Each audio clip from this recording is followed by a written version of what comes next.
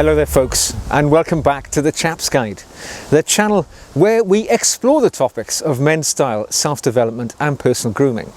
Now today, one of my favourites, I'm going to talk about fragrance, because I'm a huge fan of fragrance, because I believe that it can be so impactful on our lives as well-dressed chaps. Or not just well-dressed chaps, but people who adopt a gentleman's lifestyle, which is very close to the ethos of what we believe in at the Chap's Guide. Because a well-selected fragrance can alter your mood. It can certainly impact upon the first impression that you make on others. So it's well worth spending time and exploring this topic with some depth. Now today I'm going to give you my do's and don't tips around fragrance to help you avoid the pitfalls of the fragrance world. Well, my tip number one is simple. Use your nose, because your nose, the olfactory sense, is 100% of what fragrance is all about. It's all about how it works for you, because remember, fragrance is an entirely subjective thing. What's good to one person is bad to another. What can really ring your bell might turn me off entirely. So it's doubly important to follow your nose. It doesn't matter, alright, if you've seen 20 YouTube videos which suggests that a certain fragrance is cool and hip and trendy. And if you smell it in a department store or on another person, and you don't like it, don't go down that route of being sucked into the marketing and buying it anyway, because that's the way you want to be sensorily perceived by the people that you meet. It's all about your nose, nobody else's. So buy and enjoy fragrances that appeal to you and nobody else. Now my second tip is don't fall into the trap of believing that expensive equals good when it comes to men's fragrances. I mean, some of the more expensive fragrances on the market today, and I'm looking at you, Creed, Tom Ford, these fragrance houses, they charge as much for their fragrances as I pay in annual car insurance premiums. And it is hard to countenance the amount of money which they charge for a fragrance. I would say, remember that there are just as many great fragrances which are available at a budget price. In fact, I've made a whole content theme around reviewing fragrances on this channel, which I think are fabulous, but at very modest prices. So don't think that expensive means great, because quite often it absolutely does not. Now my third tip follows closely on the heels of what we've just spoken about, and that is do not get sucked into the slick marketing of these wealthy fragrance houses. Remember, their whole goal is to create a zeitgeist around their product that makes you just want to go out and buy it. They want to make it look so cool that you don't even want to smell it, you just want to buy it. And they will hire movie stars, well-known producers and directors of music videos, things like that, to get you bought in to that marketing scheme that they've got going, which creates this feeling, this belief that this fragrance, you have to have it to be complete.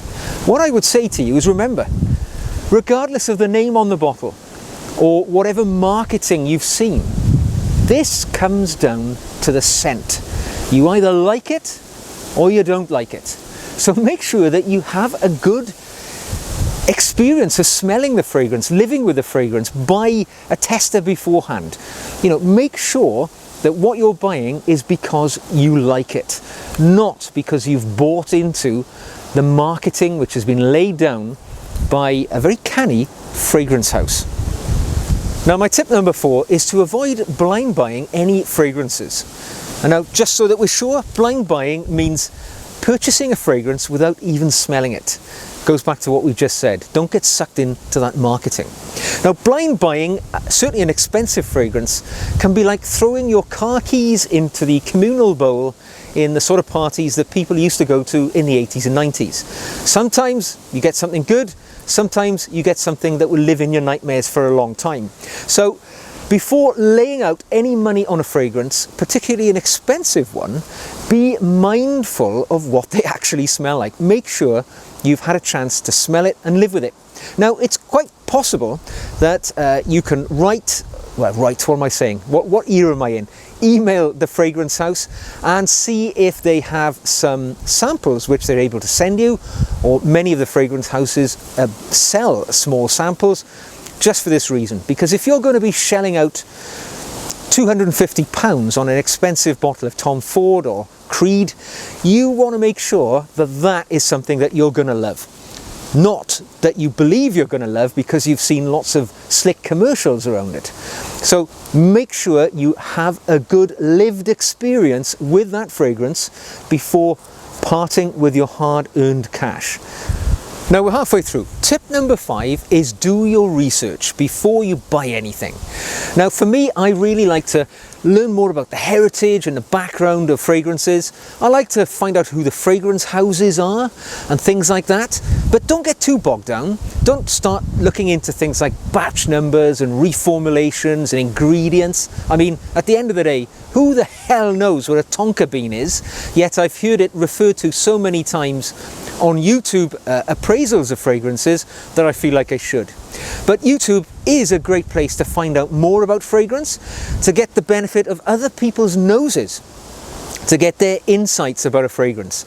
So do some research, dig around, find out about the heritage. Don't get too bogged down with the fine detail, but it just gives you a greater understanding of fragrances, and it'll just make the whole experience for you something more enjoyable. Now my tip number 6 is to do some digging. Seek out those hidden gems, because there are so many fragrances out there that, you know, only a small proportion stay in the public consciousness at any given time. There are so many great fragrances that have been created years ago that are still being produced at modest prices in some cases, that you need to go looking for them.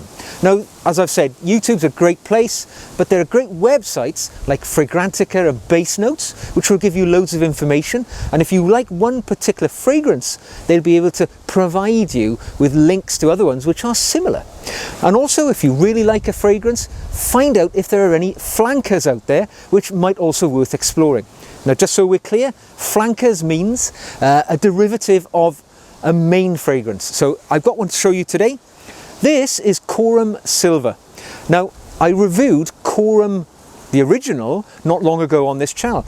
It was a powerhouse fragrance from the 1980s, 90s, and it was a fantastic, powerful, zesty fragrance. Very powerful.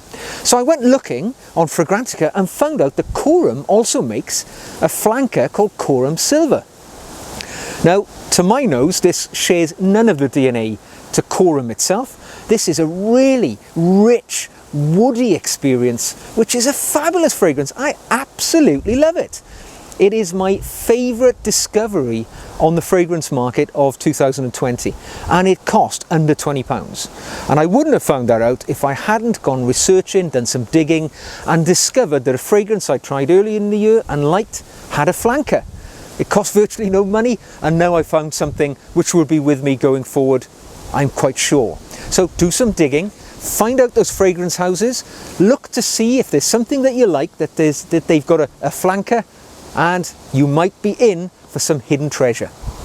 Now I hope you're enjoying this video so far. If you are, do us a favour, give us a thumbs up, click that subscribe button and leave us a comment in the comment section below.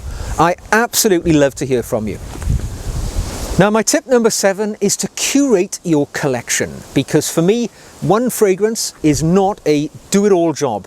I like to have a collection of fragrances which are good for the moods that I'm in, the time of year that it is, the things that I'm going to do. You know, I've got fragrances that I reserve for, you know, business situations, and I've got fragrances that I reserve for casual situations.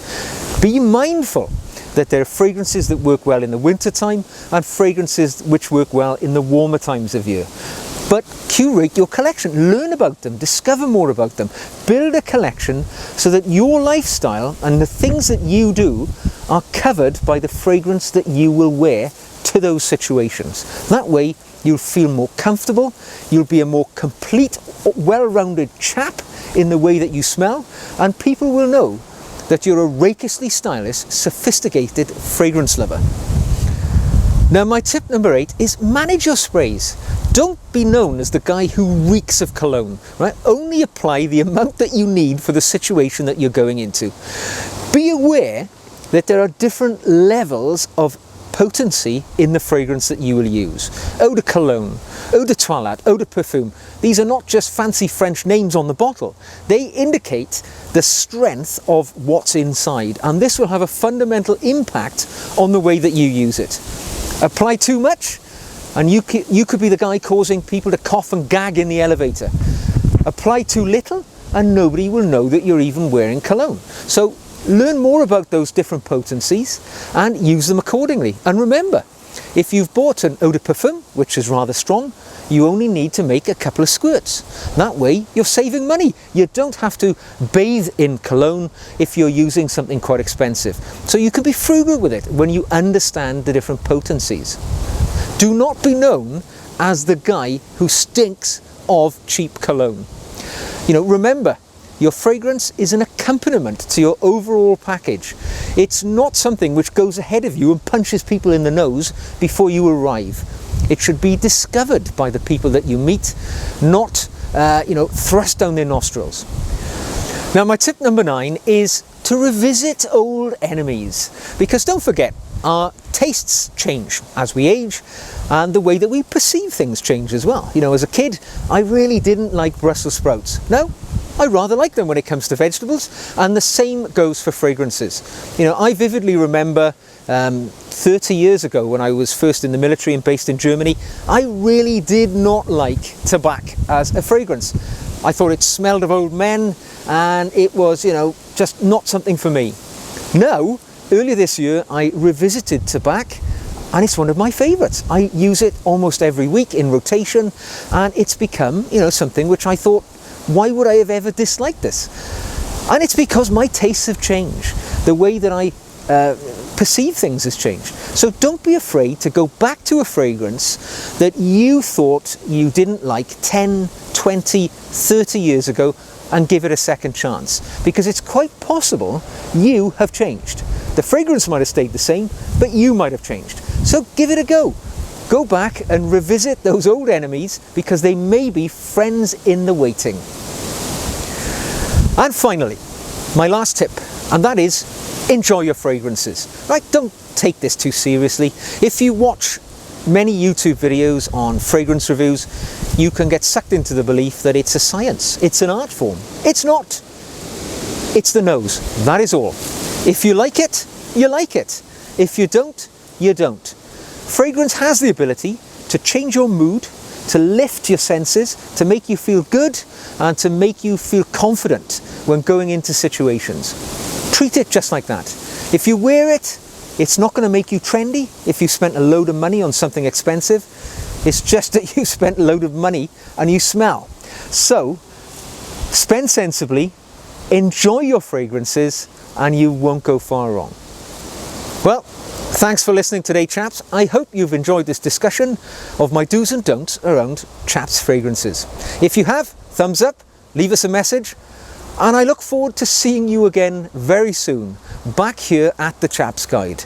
Until then, take care of yourselves and your families, and I'll see you soon.